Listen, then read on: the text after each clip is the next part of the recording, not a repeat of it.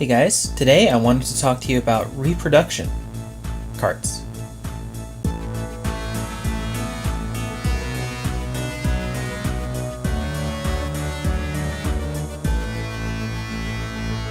Collecting video games can be a lot of fun, especially if you're an old school collector like me. But these days it can sometimes feel overwhelming, especially considering just how many old school consoles are out there. And there's not a lot of places where you can just go out and buy them. When I was a kid, collecting video games was easy. You would go to Toys R Us with your dad and all the video game options were there in front of you on the shelves. It's not like that anymore. Not if you're looking for the old stuff. Nowadays, if you want to dip your toe into old school gaming, there's a lot to consider. Do I want to get an original console or a modern mini remake? How do I hook these old RCA cables up to my new HDMI TV? Are game boxes important to me? Or do I just want the cart? Do I want to buy expensive original game carts or cheap reproduction carts? And that's what I wanted to discuss in today's episode, reproduction carts. Some old school games, while priced normally back in the day, are insanely expensive today. Check out some of these game prices at the time of this filming. Chip 'n Dale's Rescue Rangers 2 for the NES is $5.99, complete in box. DuckTales 2 is $4.99. Chrono Trigger for the SNES is $2.49. And a mint copy of Mother for Nintendo Famicom will run you about $2.5 grand. The average person can't afford most of these games, so how do they get so expensive? Well, it's because there's a certain rarity to them. They weren't popular when they were new, probably due to bad marketing or lack of public awareness. But they did become popular years after their release, largely due to emulation in ROMs, and gamers discovering these hidden gems and driving up demand for their physical releases. For example, I loved DuckTales on the NES as a kid. In fact, it was one of my favorite NES games. I remember every day after school, I would watch the DuckTales cartoon that came on Disney afternoons. But even I had no idea that DuckTales 2 even existed as a game. You see, the internet wasn't a thing back then. And if you weren't talking about it on the playground, you probably didn't even know that it existed. And now if I want to get it, it's $500. This is where reproduction carts might be something worth looking at for you.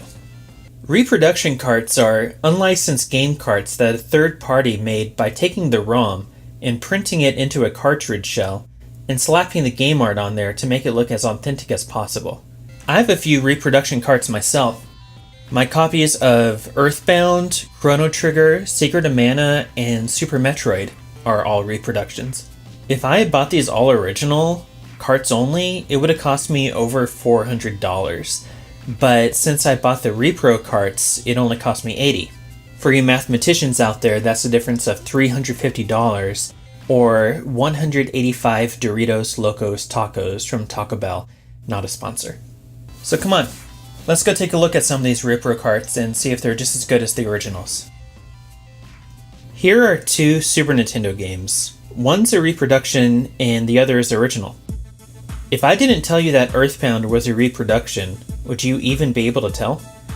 The differences are slight, but they are there. Let's start with a cartridge shell. The reproduction cart is a slightly darker gray, but other than that, it's hard to spot any other meaningful difference. The shell casing seems like it's exactly the same, including the small indentation in the front and the screws holding it together.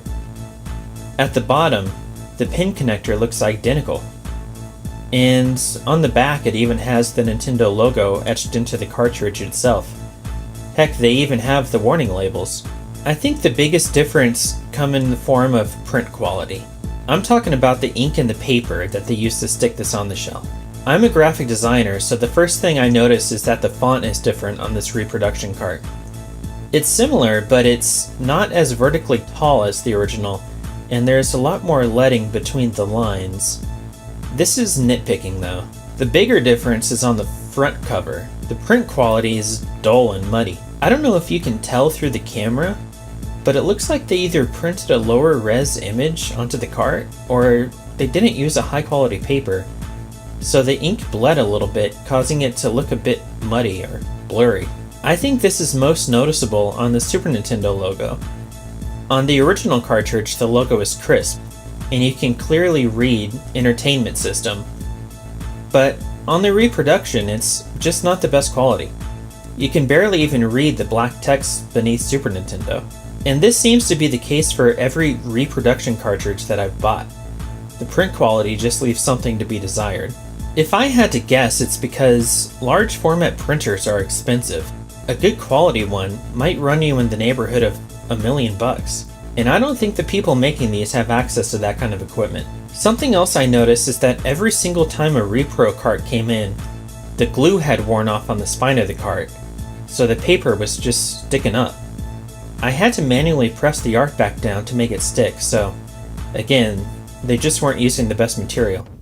But I don't think any of those are deal breakers. I've bought a few reproduction carts, and I'll continue to buy them. They play perfectly in your old school consoles.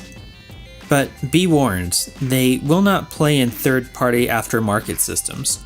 These systems function differently than the original consoles, and they will not recognize the data inside of these repro carts. These reproductions are for original consoles only. And there you have it. Reproduction cartridges are a great way to get access to some of these rarer games.